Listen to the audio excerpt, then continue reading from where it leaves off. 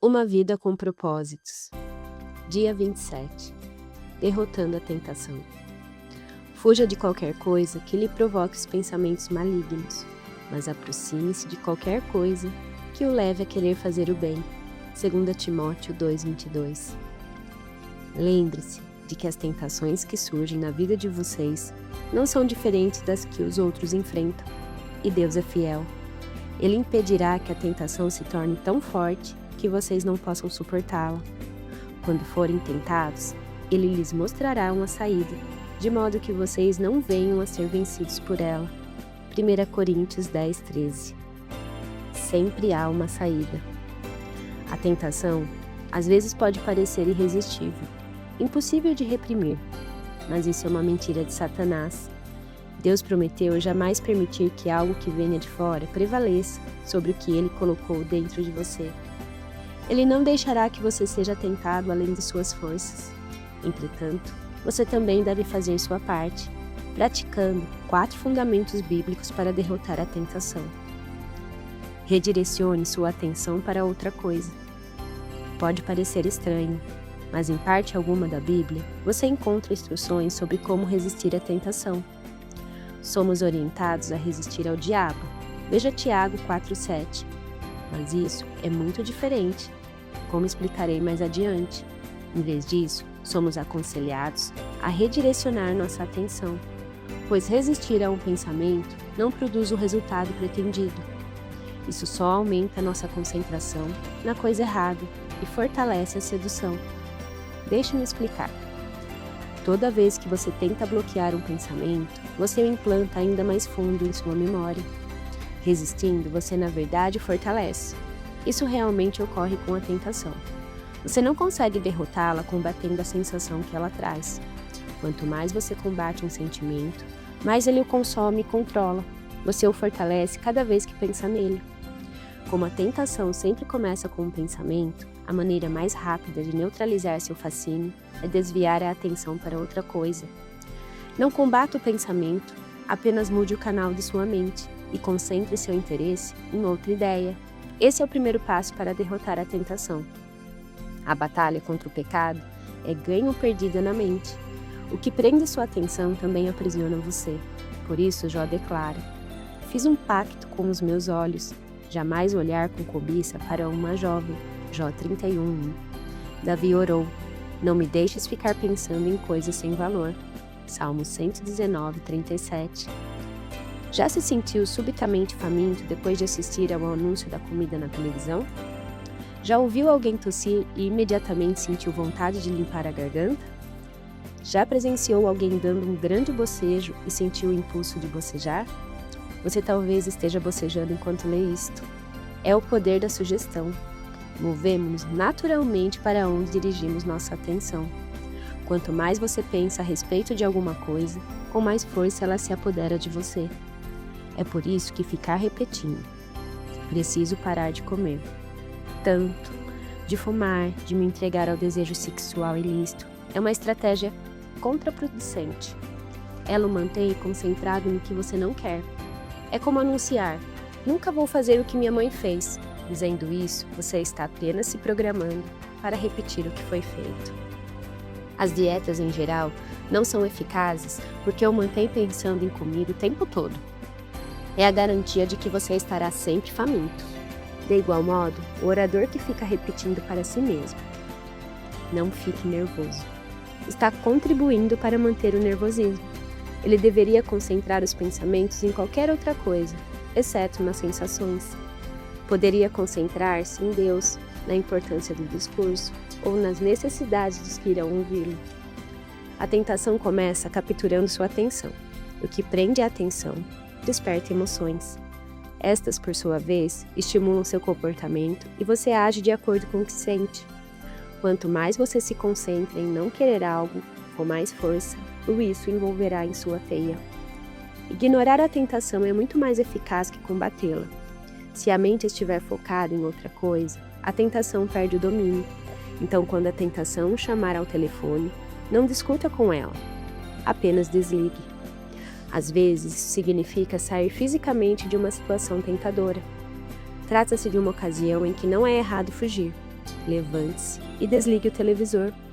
Afaste-se do grupo que está fofocando. Saia do cinema no meio do filme. Para evitar o ferrão, afaste-se das abelhas. Faça o que for necessário para desviar a atenção e concentrá-la em algo legítimo. Da perspectiva espiritual, a mente é o órgão mais vulnerável. Para reduzir a tentação, mantenha-se ocupado com a palavra de Deus e com pensamentos bons. Você derrota os maus pensamentos pensando em algo melhor. É o princípio da substituição. Você vence o mal com o bem. Veja Romanos 12, 21. Satanás não pode atrair sua atenção quando sua mente está preocupada com outra coisa. É por isso que a Bíblia insiste em que mantenhamos a mente direcionada. Fixem os seus pensamentos em Jesus. Hebreus 3, 1. Lembre-se de Jesus Cristo. 2 Timóteo 2, 8. E encham a mente de vocês com tudo que é bom e merece elogios, isto é, tudo que é verdadeiro, digno, correto, puro, agradável e decente. Filipenses 4:8. Se você realmente pretende derrotar a tentação, então deve controlar a mente e avaliar o que absorve da mídia. O homem mais sábio que já viveu advertia: tenha cuidado com o que você pensa, pois a vida é dirigida pelos pensamentos. Provérbios 4:23. Não permita que indignidades penetrem a mente por falta de critério. Seja seletivo. Escolha cuidadosamente em quem pensar. Siga o exemplo de Paulo. Mantemos cativo todo pensamento e dominando-os fazemos com que ele obedeça a Cristo. 2 Coríntios 10:5. Isso exige uma vida inteira de prática, mas com a ajuda do Espírito Santo você pode estabelecer sua forma de pensar. Revele sua luta a um amigo espiritual ou a um grupo de apoio. Não será necessário contar para todo mundo, mas você precisa de pelo menos de uma pessoa com quem possa abertamente compartilhar sua luta. A Bíblia diz: é melhor ter um amigo que ficar sozinho. Se você cai, seu amigo pode ajudá-lo a levantar-se, mas se você cair sem ter um amigo por perto, está realmente em dificuldades. Eclesiastes 4, 9 e 10. Deixe-me ser claro. Se você está perdendo a batalha contra um mau hábito, um vício ou uma tentação constante, está tolhido num ciclo repetitivo de intenção, fracasso e culpa, entenda que não irá se recuperar por conta própria. Você precisa da ajuda de outras pessoas. Algumas tentações são vencidas somente com o auxílio de alguém que ore por você, que o incentive e que o responsabilize por seus atos. O plano de Deus para seu crescimento e libertação inclui outros cristãos. A comunhão honesta e verdadeira é o antídoto para a luta solitária contra os pecados, que não dão trégua. Deus diz que essa é a única maneira de escapar. Confessem os seus pecados uns aos outros e façam oração pelos outros para que vocês sejam curados. Tiago 5,16. Você realmente quer ser curado daquela tentação recorrente que o derrota continuamente? A solução de Deus é simples. Não a reprima, confesse. Não a oculte, revele. Expor os sentimentos é o início da cura.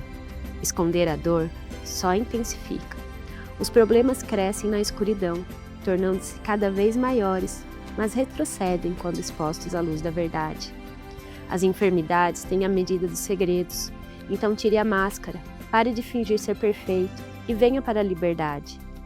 Na igreja, Saddleback, temos visto o impressionante poder desse princípio para destruir o domínio das tentações constantes e de vícios aparentemente incorrigíveis por meio do programa que desenvolvemos chamado Celebrando a Recuperação. É um processo bíblico de recuperação em 8 etapas, baseado nas bem-aventuranças de Jesus e construído em torno de pequenos grupos de apoio. Nos últimos 10 anos, mais de 5.000 vidas foram libertas de todo tipo de hábitos obsessivos, danos emocionais e vícios. Hoje o programa é utilizado em milhares de igrejas. Recomendo fervorosamente a sua igreja. Satanás quer que você pense que seu pecado e sua tentação são exclusivos e que por isso deve mantê-los em segredo. A verdade é que estamos todos no mesmo barco. Todos combatemos as mesmas tentações. Veja 1 Coríntios 10:13. E todos pecaram. Romanos 3:23. Milhões de pessoas sentem o que você está sentindo e enfrentam as mesmas lutas que você está enfrentando. O motivo pelo qual escondemos nossos pecados é o orgulho. Queremos que os outros pensem que temos tudo sob controle. A verdade é que qualquer assunto sobre o qual você não possa falar já está fora de controle. Problemas financeiros, casamento, crianças, pensamentos, sexualidade, hábitos secretos ou qualquer outra coisa. Se você pudesse resolvê-lo sozinho, já o teria feito, mas não pode. Nessa situação, decisões pessoais e força de vontade não são suficientes. Alguns problemas estão profundamente arraigados, tornaram-se rotineiros e cresceram demais. Não há como solucioná-los por conta própria. Você precisa de um grupo de apoio ou de um parceiro que se sinta responsável por você, que o incentive e apoie, que ore por você, que o ame incondicionalmente e que o mantenha na linha. Depois você pode fazer o mesmo por ele ou por eles. Sempre que alguém confia em mim dizendo, nunca contei isso a ninguém, fico entusiasmado com aquela pessoa, porque sei que ela está para experimentar um grande alívio e libertação. A válvula de pressão está para ser aberta, e pela primeira vez se vislumbra uma esperança. Isso sempre acontece quando fazemos o que Deus nos manda fazer, quando admitimos a um amigo cristão e temente a Deus que temos um problema. Deixe-me fazer uma pergunta difícil. O que você finge não ser um problema em sua vida? De que assunto você tem medo de falar? Você não irá resolver esse problema sozinho. Sim, é humilhante admitir fraquezas perante outra pessoa, mas é exatamente a falta de humildade que o impede de melhorar. A Bíblia diz, Deus se opõe aos orgulhosos, mas favorece aos humildes. Portanto, humilhem-se diante de Deus. Tiago 4, 6, 7. Resista ao diabo. Após termos nos humilhado e nos submetido a Deus, somos orientados a desafiar o diabo. A parte final de Tiago 4,7 diz, resistam ao diabo e ele fugirá de vocês. Não nos resignemos passivamente diante de seus ataques, devemos contra-atacar. O Novo Testamento descreve muitas vezes a vida cristã como uma batalha espiritual contra as forças do mal, utilizando termos que aludem à guerra, como batalha, conquistar, luta e superar. Os cristãos são muitas vezes comparados a soldados que atuam em território inimigo. Como podemos resistir ao diabo? Paulo explica: revista-se da salvação como seu capacete e tomem a espada do Espírito, que é a palavra de Deus. Efésios 6,17. O primeiro passo é aceitar a salvação de Deus. Você não será capaz de dizer não ao diabo, a menos que tenha dito sim a Cristo. Sem Cristo, não temos defesas contra o diabo, mas com o capacete da salvação, nossa mente é protegida por Deus. Lembre-se disto: se você é cristão, Satanás não pode obrigá-lo a fazer coisa alguma. Pode apenas sugerir. O segundo passo é usar a palavra de Deus como arma contra Satanás. Jesus deu o exemplo quando foi tentado no deserto. Sempre que Satanás apresentava uma tentação, Jesus reagia citando as Escrituras. Ele não discutiu com Satanás. Ele não disse, não estou com fome, quando foi tentado a usar seu poder para suprir uma necessidade pessoal. Ele simplesmente citou as Escrituras, que havia memorizado. Devemos fazer o mesmo. Há poder na palavra de Deus, e Satanás a teme. Jamais tente argumentar com o diabo. Ele argumenta melhor que você, pois teve milhares de anos para praticar. Você não pode blefar com Satanás, nem convencê-lo com sua lógica, nem lhe impor sua opinião, mas pode usar a arma que o faz tremer, a verdade de Deus. É por isso que memorizar as Escrituras é absolutamente essencial para derrotar as tentações. Você poderá acessá-la rapidamente quando for tentado. Assim como Jesus, você terá a verdade guardada no coração, pronta para ser usada. Se você não sabe nenhum versículo bíblico de cor, sua arma está sem munição. Convido-o a memorizar um versículo por semana, até o fim de sua vida. Imagine como você ficará mais forte. Esteja ciente de sua vulnerabilidade. Somos advertidos em nunca ficarmos arrogantes ou confiantes demais. Essa é a receita para o desastre. Jeremias declara: o coração é mais enganoso que qualquer outra coisa, e sua doença é incurável. Jeremias 17:9. Isso significa que somos bons em enganar a nós mesmos. Nas circunstâncias adequadas, qualquer um de nós é capaz de qualquer pecado. Não devemos jamais baixar a guarda, imaginar que somos imunes à tentação. Não se ponha por descuido em situações que atraiam tentações. Evite-as. Veja Provérbios 14:16. Lembre-se de que é mais fácil manter-se fora das tentações que sair delas. A Bíblia diz: não sejam tão ingênuos e autoconfiantes. Vocês não são diferentes. Podem fracassar tão facilmente como qualquer um. Nada de confiar em vocês mesmos. Isso é inútil. Mantenham a confiança em Deus. 1 Coríntios 10:12. Dia 27. Pensando sobre meu propósito de vida. Tema para reflexão. Sempre há uma saída. Versículo para memorizar. Deus é fiel. Ele impedirá que a tentação se torne tão forte que vocês não possam suportá-la.